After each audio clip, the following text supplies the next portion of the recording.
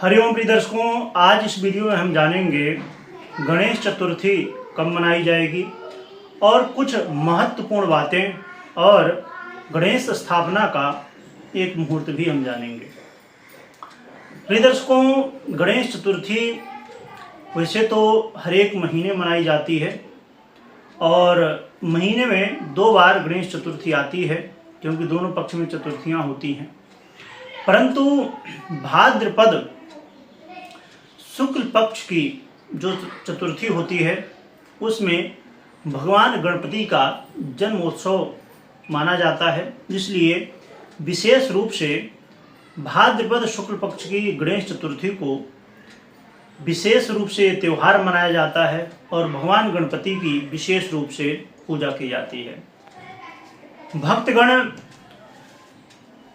कोई अपने घर में जो मूर्ति है उनकी पूजा करता है, कोई मिट्टी से बनी हुई मूर्ति बाहर से लाते हैं और अपने घर में स्थापित करते हैं।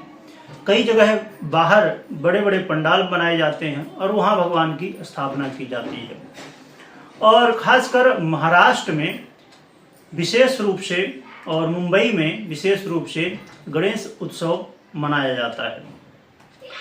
ये जो गणेश उत्सव है, ये मनाने से, भगवान गणपति की आराधना करने से सभी मनोकामनाएं पूरी होती हैं और जीवन की जो समस्याएं हैं, बाधाएं हैं, वो सब दूर होती हैं।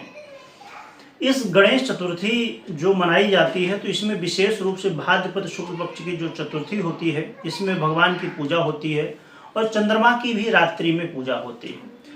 परंतु माना गया है कि चंद्रमा के दर्शन इस चतुर्थी के दिन नहीं करना चाहिए, इससे आरोप प्रत्यारोप हमारे जीवन में झूठा कलंक भी लगता है।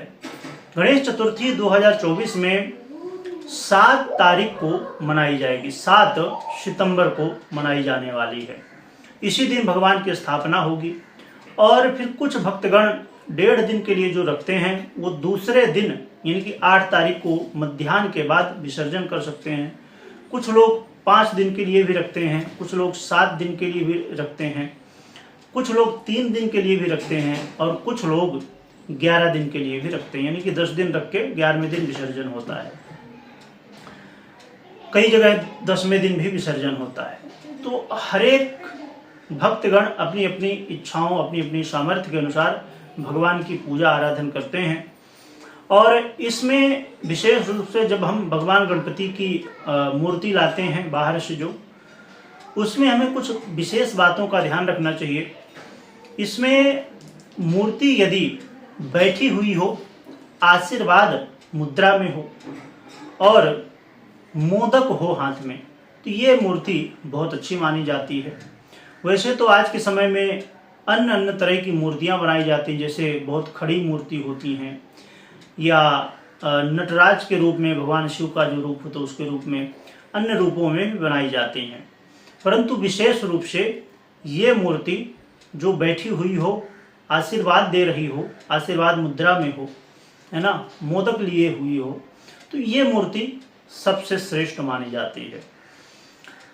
और मूर्ति लाने के लिए आप लोग कमेंट करिएगा तो उसके वीडियो भी बना देंगे कि कौन सा मुहूर्त श्रेष्ठ रहेगा मूर्ति लाने का। इसमें स्थापना का मुहूर्त कुछ लोगों ने कहा था, तो स्थापना के लिए तो कई मुहूर्त हैं, जिसमें से एक मध्याह्न काल का मुहूर्त है, क्योंकि ज़्यादातर लोग इस समय करते हैं, इसलिए मैंने ये मुहूर्त एक चुना है। तो 11:03 से लेके और 1 बजे तक कर सकते हैं खूब आराम से।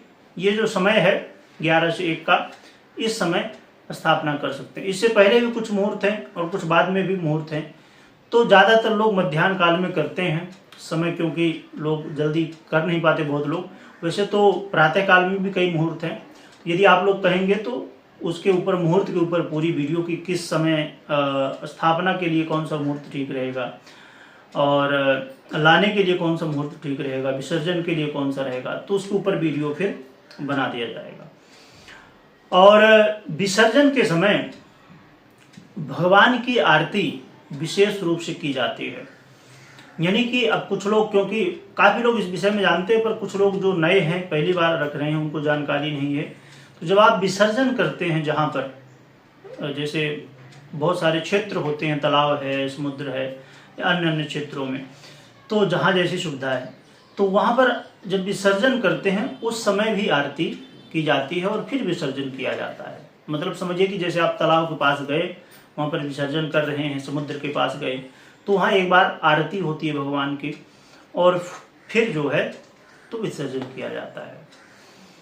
और इसमें विशेष रूप से आपको ध्यान में रखना चाहिए कि जितने दिन के भी गणपति आप रख रहे हैं, 1.5 दिन के हों, 5 दिन के हों, या जितने भी 7 दिन जो भी, तो उतने दिन आपके घर में लहसुन प्याज ना बने, तामसिक चीज़ें ना बने, मांस मदिरा का पान बिल्कुल भी नहीं करना चाहिए, सात्विक भोजन करना चाहिए। और कोशिश करें कि आपके घर में जो आए भी तो ऐसे लोग ही आएँ जो इन सब चीज़ों से दूर रहें, यानी कि कोई मांस मदिरा लेके आपके घर में ना आए, या आपने जहाँ स्थापना की है वहाँ। जो सार्वजनिक गणपति होती हैं वहाँ तो संभव नहीं होता, क्योंकि बहुत सारे लोग आते जाते हैं, पर यदि आप अपने घर में रख रहे हैं तो आप जानते हैं कि कौन आ रहा है कौन नहीं आ रहा है। तो यानी कि जितना शुद्धता का ध्यान रखा जाए उतना बढ़िया है। और भगवान की पूजा आराधना होती है, परंतु कई बार जैसे कोई फूल एक गिर गया या कोई चीज़ इधर उधर हो गई, तो जब आप उसको ठीक कर रहे हैं उस समय भी शुद्धता का ध्यान रखें कि आप स्नान किए हुए हों।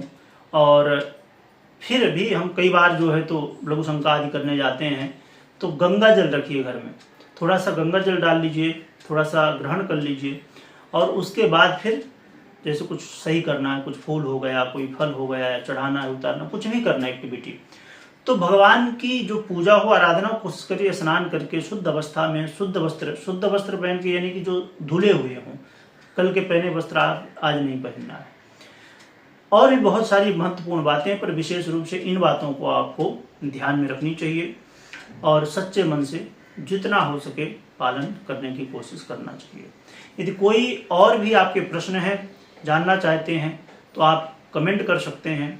अब जैसे बहुत सारे लोग कई मूर्ति लाते हैं, तो कितनी मूर्ति लानी चाहिए, तो वैसे तो विषम संख्या में लाया जाए तो ज़्यादा अच्छा माना जाता है। तो और भी बहुत सारी बातें हैं, यदि आपको कोई डाउट है किसी विषय में तो आप कमेंट कर सकते हैं। कमेंट में ओम गंगणपतये नमः लिखिएगा, लिखने के साथ स्मरण करिएगा। वीडियो देखने के लिए बहुत बहुत धन्यवाद।